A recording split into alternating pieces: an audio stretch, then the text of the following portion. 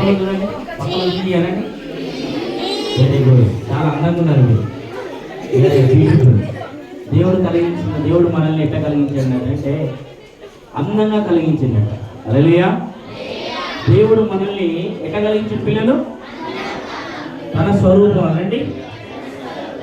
దేవుడు నన్ను తన స్వరూపంలో తన పోలికలో సృజించెను. అట్లా గట్టిగా వాయిస్ బాగా వినబడాలి పై. దేవుడు నన్ను తన పోలికలో తన స్వరూపములో సృజించెను. దేవుడు నన్ను తన పోలికలో తన స్వరూపంలో సృజించెను.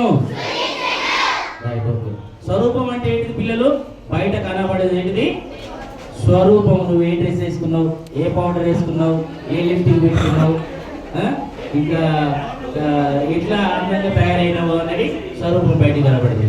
పోలిక అంటే మరి అంతరంగంలో కనబడేది. హల్లెలూయా. పోలిక అంటే ఏంటి పిల్లలు? అంతరంగంలో.